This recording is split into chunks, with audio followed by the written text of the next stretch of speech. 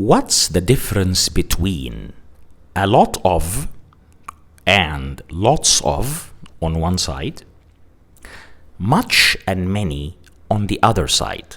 So we're making a comparison here between a lot of and lots of and much and many. Well, in positive sentences, these are sentences which are not negative. We also call them affirmative sentences. So in positive sentences, it's preferable to use a lot of and lots of rather than much or many. Of course, you know that many is used with a plural countable noun. So you say many people, many flowers, many chairs, many girls, and so on. Much is used with a singular, uncountable noun, much information, much advice, much music, okay? But a lot of and lots of, on the other hand, these are used with any noun. So you can use both of them with uncountable nouns or with countable nouns. But the thing is, it's about the type of sentence. So if your sentence is positive, it's better to stick with a lot of and lots of rather than much and many. But if you are writing or speaking in a formal context, so you are talking here about an official state of affairs or an official or a formal situation, it's preferable to use much and many rather than a lot of or lots of. So a lot of and lots of are more common in informal, colloquial, or even neutral cases. But for formal English, it's better to use many or much. For example, much debate has been heard about Thornton's new book. Thornton is an author. So much debate has been heard. Or you can say, many of the course objectives have not been met yet. So these two sentences are deemed quite formal.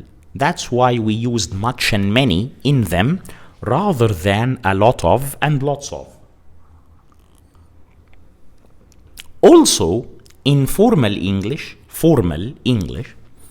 you can use much and many as pronouns. For example, you can say, much depends on how well she responds to treatment. So much here acts as a subject pronoun, as a personal pronoun. Much depends on how well she responds to treatment.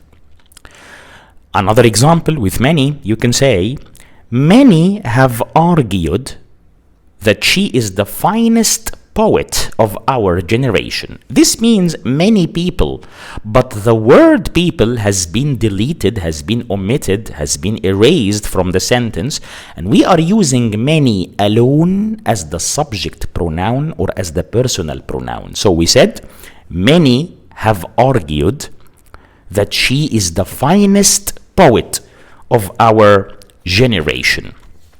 So the main point I was making here is that in formal contexts, it's preferable to use much and many, which can be used as pronouns, but in less formal or in colloquial situations, maybe lots and lots of are more common. There is also another expression which is called plenty of. Plenty of can be used with any noun also. So you can use it with a plural countable noun or a singular uncountable noun, which means that plenty of is an alternative for lots of and a lot of. But be careful, because plenty of has a positive connotation only. It means that more than what you need of something is available to you. So more than enough people or more than enough things are available. So if your context is negative, do not use plenty of and resort to using a lot of or lots of because they are more suitable for negative contexts. Also, a very important point about the word many is that many is used after the word the, and after possessive adjectives. Possessive adjectives are like my, our, their, her, his, and so on. So after possessive adjectives and after the word the, you can use the word many. You cannot use a lot of or lots of in these positions. For example, among the many unknowns after the earthquake is the extent of damage to the building foundations. Here, many is used after the many unknowns, or among the many unknowns. Among the many unknowns. Also, we said that you can use many after a possessive adjective, so you can say the gallery is exhibiting some of his many famous paintings of ships. So we have the possessive adjective here, his, and we are following it with many. The gallery is exhibiting some of his many famous paintings of ships. Okay. Of course, there are two important patterns or structures that you should be familiar with. We have far too many and far too much. This means more than needed.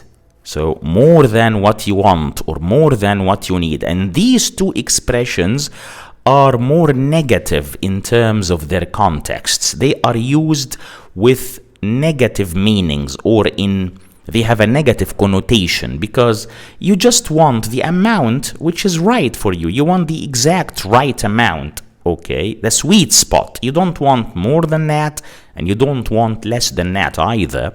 So far too many and far too much are used to give a negative meaning. Normally, far too many will be followed by a plural noun, whereas far too much is followed by an uncountable singular noun. Lastly, I'm gonna make a comparison between two structures or two expressions. We have an expression called a good many.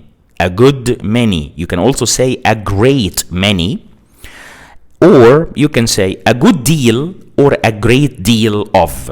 Okay. Many is used with a plural countable noun. Deal is used with a singular uncountable noun. So you say a good many friends, a great many resources, a good deal of information, a great deal of advice. So a good deal of or a great deal of are used with uncountable nouns, whereas a good many or a great many are used with a plural countable noun. And both of them, all these expressions, mean a large amount of people or a large number of people or things, or a large amount of something. Let me give you a couple of examples to highlight these two structures and we can wrap up the video with them. She's got a good many friends here, or she's got a great many friends here. As you can see, we're following a good many or a great many with a plural countable noun, which is friends. This means that she has a lot of friends here, okay? A good deal of information or a great deal of information was available. As you can see, a good deal of and a great deal of are followed by a singular uncountable noun, which is information. And the meaning of the sentence dictates that the amount of information available was huge, was really massive or gigantic. So these were some important points about using a lot of, lots of, plenty of, much, and many. I hope this video or this lesson was useful to you, and I call on you to subscribe to the channel. Let's grow the community of our channel to 4,000 subscribers.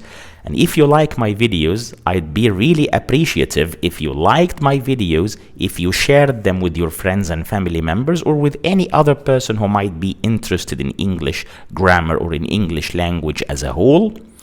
And of course, I always look forward to your episodes and to meeting you in my lessons. Feel free to leave any comments down there in a comment box if you have something to say. I'd be more than glad to respond to your comments. And to wrap up or to conclude the video, let's bring it to a close. I thank you very much for your attentive listening, and as usual, I look forward to seeing you in our next episode. Enjoy the rest of your day, mates, and goodbye for now.